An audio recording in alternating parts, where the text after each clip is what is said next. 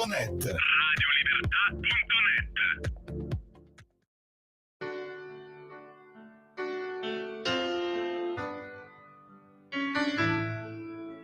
Va ora in onda Liberamente, variazioni e scorribande con Giovanni Sallusti. Eccomi qua. Sono venuto a vedere lo strano effetto che fa la mia faccia nei vostri occhi e quanta gente ci sta. Buonasera a tutti e bentornati a Liberamente, variazioni e scorribande qui su Radio Libertà. Allora stasera vorrei parlarvi di Ursula, la guerriera inverosimile. E sì, perché oggi la Presidente della Commissione Europea è intervenuta alla plenaria del Parlamento Europeo. Ordine del giorno, il piano di riarmo europeo.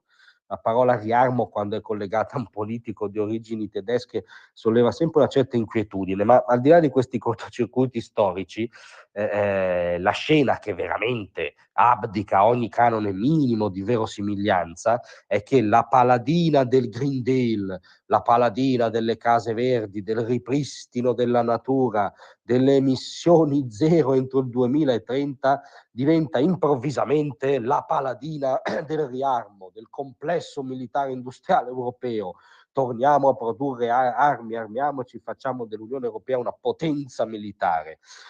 Non è diventata una potenza politica. Figuratevi che scene tra la farsa e la tragedia si aprirebbero se davvero l'Unione Europea inseguisse l'ambizione di diventare una potenza militare.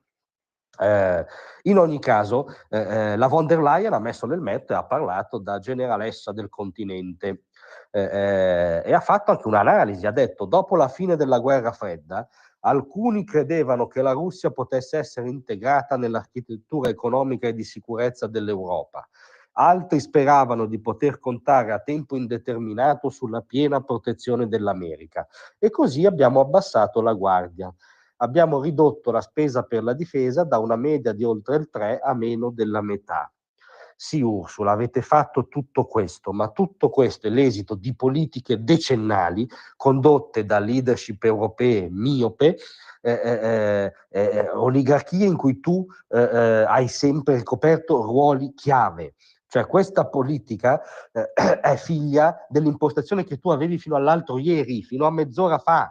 È il grande abbaglio per cui si poteva coltivare un appeasement, diciamo, mercantilista con Putin, regolandosi come da cliente a fornitore, quindi dandogli le chiavi energetiche dell'Europa e pensando che questo rapporto commerciale potesse, diciamo, tacitare il rigurgito imperialista tardo sovietico che ormai palesemente guida l'azione di Putin, e dall'altro versante cullarsi nell'eterna illusione irenista e adolescenziale per cui alla difesa, alla credibilità, alla deterrenza ci pensava l'America, cioè ci pensava il contribuente americano.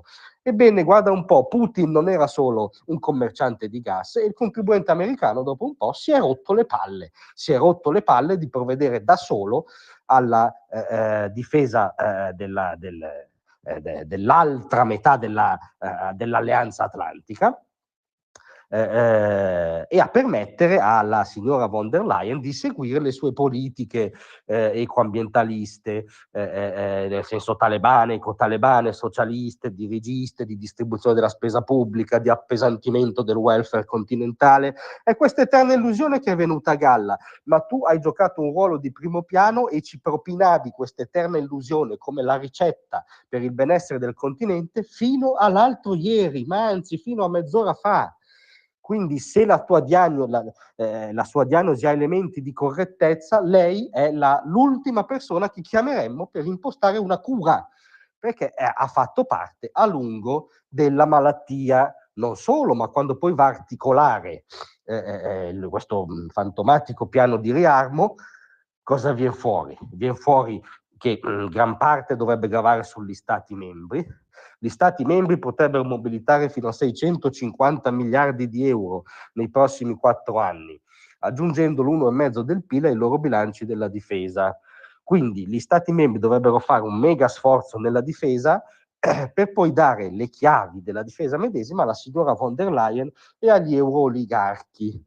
Che quale legittimità hanno, che interessi perseguono, come vai poi a comporre l'armonia tra 27 filiere di comando, tra 27 anche interessi geopolitici, perché gli interessi geopolitici della Francia spesso non sono i nostri, lo si è visto ampiamente in Nord Africa per esempio. Come vai questo fiume di denaro lo dai agli eurocrati e poi quale asse guida la loro politica di difesa? Temiamo non un asse che faccia l'interesse dei cittadini italiani, se tanto mi dà tanto. Dopodiché nomina anche questo nuovo fantasmagorico strumento finanziario. Sapete che quando loro allestiscono strumenti costruttivisti sono felicissimi, Safe, Security Action for Europe. Il punto è: offriamo agli stati membri fino a 150 miliardi di euro in prestiti da investire seguendo alcuni principi base. Prestiti, quindi poi gli stati membri dovranno restituirli, è una sorta di MES della difesa, ancora in base a quali interessi, perché dovrebbe essere interesse dei Paesi membri contrarre questo prestito nell'interesse appunto dell'eurodifesa. Sono tutti dei controlli, è la vecchia logica replicata nel nuovo mondo. Quindi non solo è una ricetta inefficace, si è dimostrata inefficace sulle politiche economiche, sulle politiche industriali, sulla geopolitica, non capiamo perché dovrebbe rivelarsi efficace sulla politica di difesa, ma soprattutto è errato concettualmente alla radice. Bisogna assolutamente rinforzare le difese nazionali, le capacità di deterrenza degli stati-nazione, la credibilità militare degli stati europei. Sì, assolutamente sì. È per inciso quello che chiede Trump da 10 anni, e loro signori ci sono arrivati, ma degli stati nazionali che hanno interessi coerenti, una filiera di comando coerente, capacità operativi coerenti, unità politica coerente. Non armare l'eurocrazia, rinforzare la difesa degli stati nazionali. In mezzo c'è un abisso e no, la signora Ursula non è una guerriera verosimile. Grazie a tutti, a domattina. Tra un manifesto e lo specchio.